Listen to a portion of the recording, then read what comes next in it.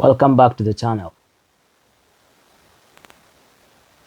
Today I want us to look at 3 reasons why nice people are some of the worst people you will ever meet in your whole life. Nice people are some of the worst people you will ever meet in your life. I want you to look back on your life. Think about that time. Maybe you were introduced into a new religious system, say like a church or an institution, like a school, or simply a group of friends, even family.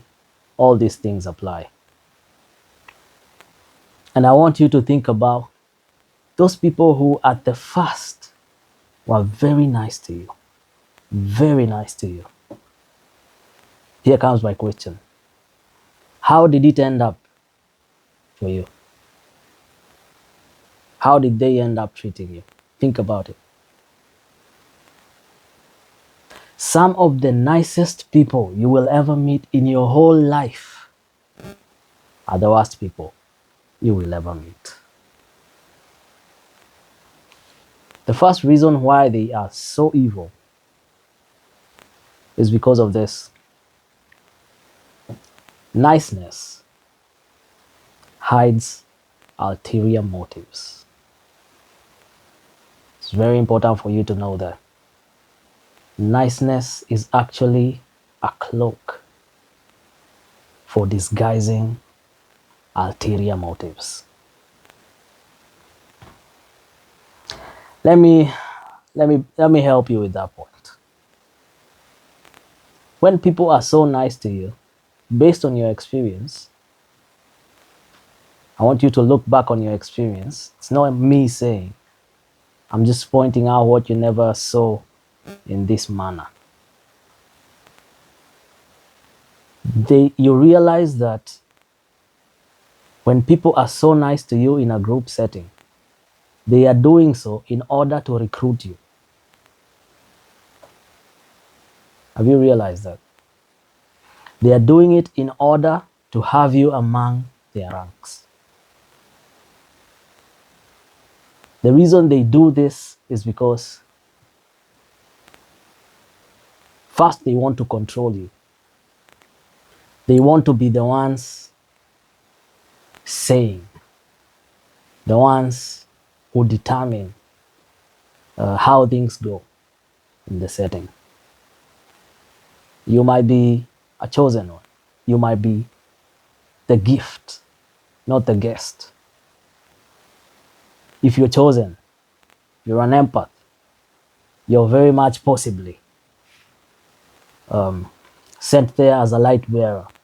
You're actually sent there as a solution to an issue, which they are not capable of providing themselves.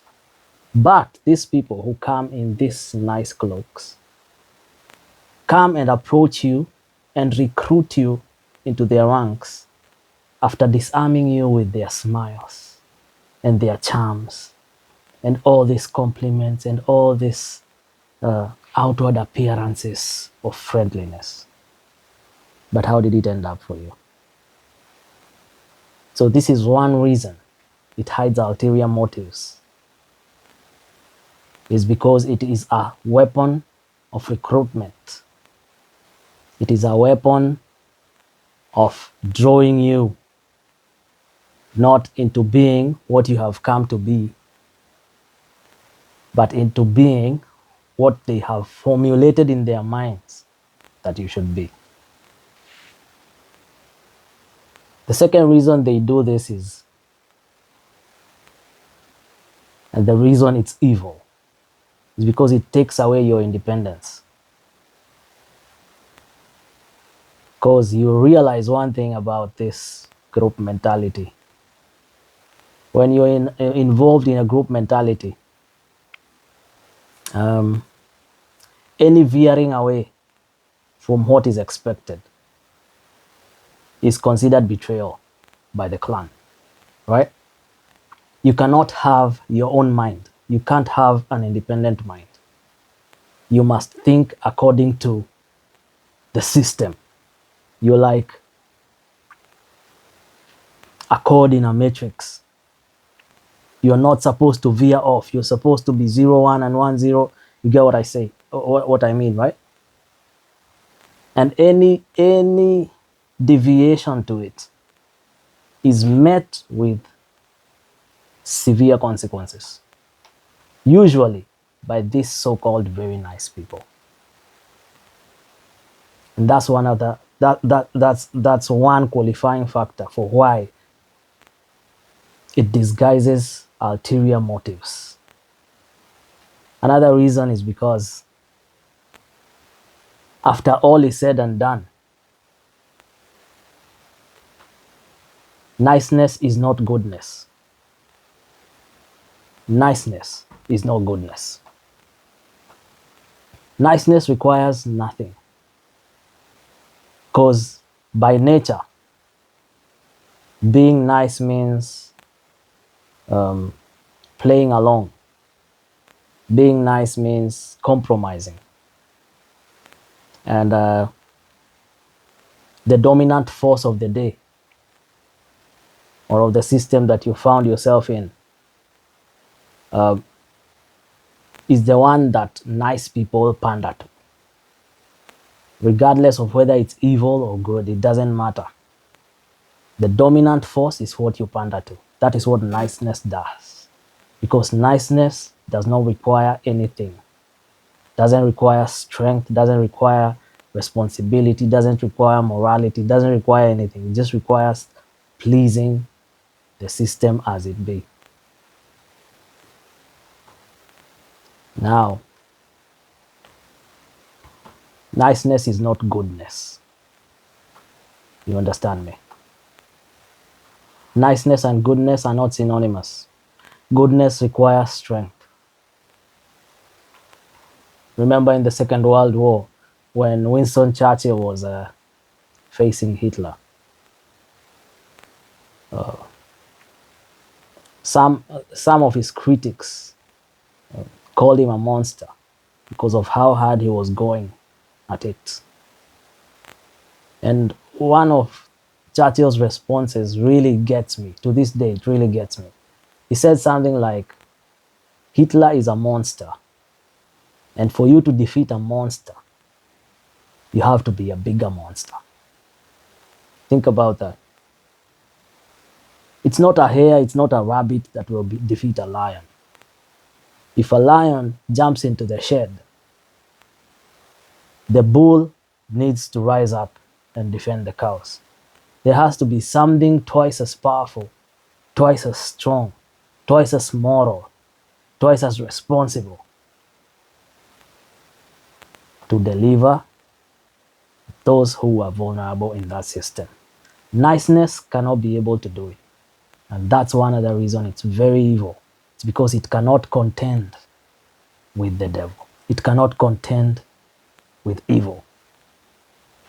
Niceness and nice people, they prioritize their own self-preservation. They prioritize their own well-being, regardless of the results of it. Have you ever had this saying, the end justifies the means? No, the end doesn't justify the means. No, that's not true. That's not always true.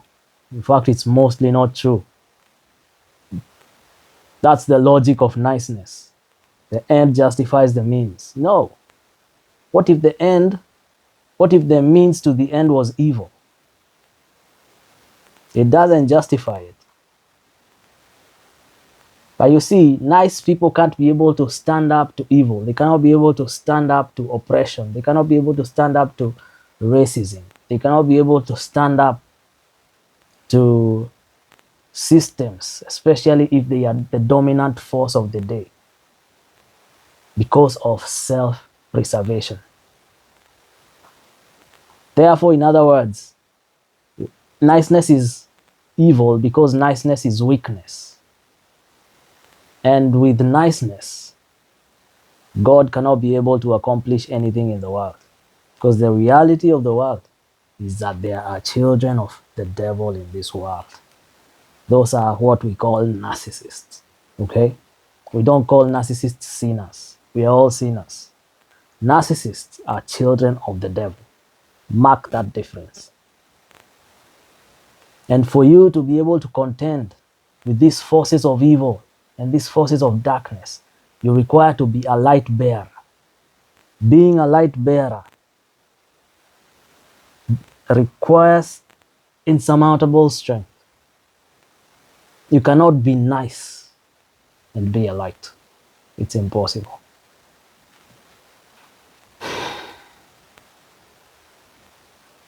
So, I want you to think about the words that have been spoken to you today. Narcissists will always, always, always use niceness as a disguise for goodness. When they are love bombing you, they will always use niceness, because niceness is the best imitator. It's an imposter of goodness. And it comes just like in the word it says, even the devil, the angel of darkness, disguises himself as an angel of light. In the same way, narcissists disguise their evil with niceness.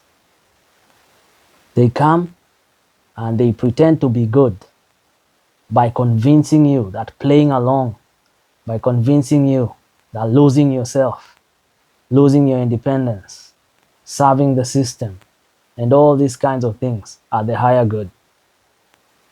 But when it is at their expense, or at the expense of morality, of justice, of truth, of love, of all these things, of dignity, then all of a sudden you realize niceness has been used as a weapon for the devil. Do not be caught up. Do not be caught up in this clever lie of the day, where niceness is the order of everything. Niceness prioritizes peace over truth, peace over love, peace over justice. Niceness will say to the girl who was raped, go and make peace with your rapist. He doesn't have a problem with you. Niceness is very evil, you get me? Because after it gaslights you that you're the issue, it actually empowers darkness and evil in the world. Purpose to be a good person, not a nice person. And if you're nice, understand, you cannot be able to challenge or to contend with those who present themselves as evil. You will need goodness for that, not niceness. This was Narcissism Denied. Hit the subscribe button. Till next time.